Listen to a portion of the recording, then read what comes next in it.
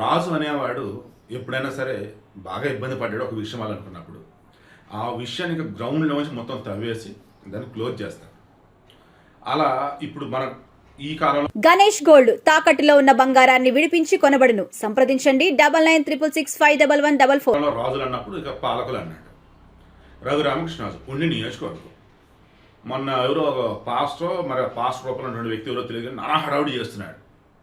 గోదావరి జిల్లాలు ఎవరివి? మనవి. గుంటూరు జిల్లా ఎవరిది? మనది అంటూ. ఏంటి హడావుడి అంటే క్రిస్టియన్లు అంట వాళ్ళంట. యాడ్ నుంచి వచ్చింది అర్థం కావట్లా.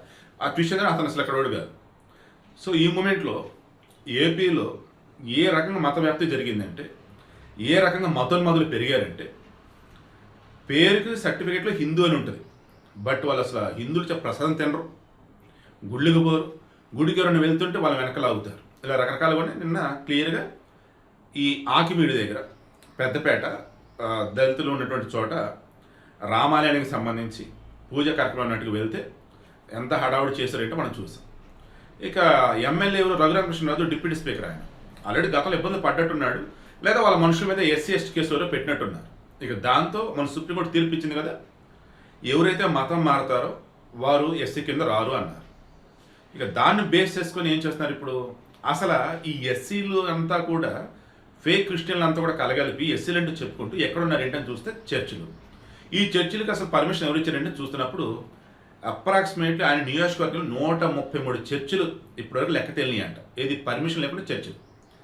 మన దగ్గర కూడా మనం చూస్తూ ఉంటాం. అకస్మాత్తుగా అక్కడ దర్గా వెలిసింది, అకస్మాత్తుగా అక్కడ గుడి వచ్చింది, అకస్మాత్తుగా ఆడ ఇంకేదో వచ్చింది, విగ్రహాలు వస్తాయి. ఒక స్థలాన్ని కబ్జా చేయాలి అంటే విగ్రహాలు, గుళ్ళు, చర్చిలు, మసీదులు, ఇది మన ఇండియాలో ఉన్నటువంటి ఇది.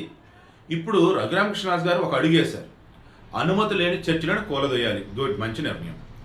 మనస్ఫూర్తిగా నేను దాన్ని అభినందిస్తూ, ఇంకోటి నా ఆశించే రిక్వెస్ట్ ఏంటంటే, సార్ దీనిని ఏపీ వ్యాప్తంగా అమలు చేయండి. ఎలా అమలు చేస్తారు?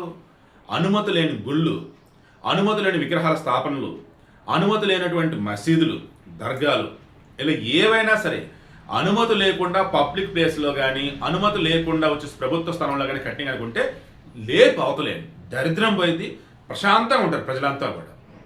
మన శ్రీరామనవమి రోజు అర్జెంట్ పని బయటికి వెళ్ళాం. నేను రిటర్న్ వస్తున్న మూమెంట్లో నైట్ అయిపోయింది, మొత్తం రోడ్లు ఎక్కడ బ్లాక్ అయ్యి శ్రీరామనవమి పండుగ చేస్తున్నారు.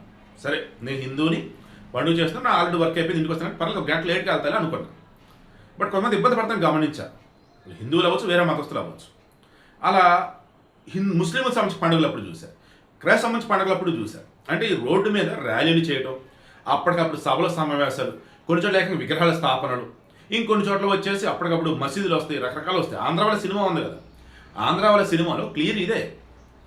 ఆ స్థలం వాళ్ళకి కావాలి, ఇక అప్పటికప్పుడు విగ్రహం వచ్చేసింది, అప్పుడు గుడి, అప్పుడు మొత్తం జనం మొత్తం పోగైపోతారు. సో ఇలా ఈ విషయంలో చర్చలండి. నేను నిజంగా ఆశ్చర్యపోయా. గతంలో నేను ఎవ్రీ ఇయర్ శ్రీశైలం వెళ్ళేవాడిని. అలా ఒక 2-3 సంవత్సరాలు నేను వెళ్తున్నప్పుడల్లా జర్నీ ఏదైనా సరే చుట్టుపక్కల మొత్తం చూసుకుంటూ పోతాను, నాకు ఇష్టం ట్రావెలింగ్. అలా ఒక సంవత్సరం నేను వెళ్తున్నట్టు షాక్ అయ్యా. అది అడవులు, కొండలు, ఆ మధ్యలో చర్చిలు కనపడతా ఉన్నాయి. ఊరి యాడ్ నుంచి వచ్చినారు అని చెప్పేసి అనుకున్నా. అండ్ కొన్ని చోట్ల చూశాను ఏకంగా మసీదుకి సంబంధించినటువంటి ప్లేసెస్ కొన్ని రాసి ఉంటా ఉన్నాయి.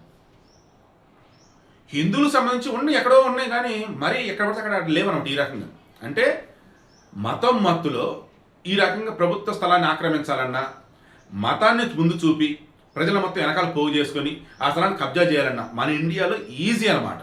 అదే చాలామంది ఫాలో అవుతున్నారు. అలా చర్చిల విషయంలో మాత్రం చాలా ఆక్రమణలే ఉన్నాయి, చాలా అనుమతులైన కట్టడాలే ఉన్నాయి అని చెప్పేసి క్లియర్ అర్థమవుతూనే ఉంది. ఆ వేలోనే ఇప్పుడు అడుగు వేశారు. ఫైనల్లీ ఖచ్చితంగా ఏపీలో ప్రక్షాళన మొదలైంది. ఎటువంటి ప్రక్షాళన మొదలైంది?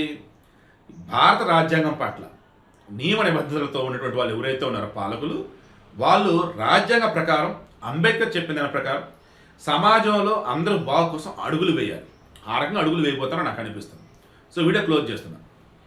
మరలా నేను చెప్పేది ఒకే ఒకటి, మీరు ఏ మతస్థులైనా కానీ గర్వంగా చెప్పుకోండి నేను పలానా మతస్థుడిని అని.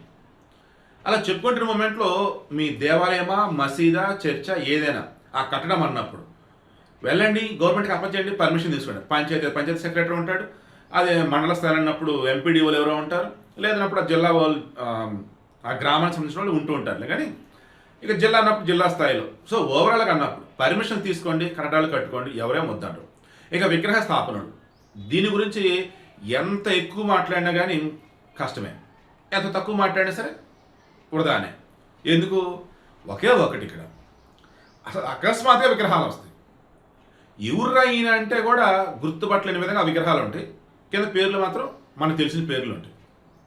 ఎందుకంటే వాడు పెట్టి నేను పెడతా, ఆ స్థలం నాకు కావాలి నేను పెడతా, ఇలా ఉండి నిజంగా ఈరోజు. సో ఏపీలో ప్రక్షాళన మొదలవుతుంది. ఆ రకంగా అడుగులు వేయడానికి రఘురామకృష్ణ చేసిన ఫస్ట్ అడిగి ద బెస్ట్లో ముందుకెళ్ళని కోరుకుంటూ ఉన్నాను.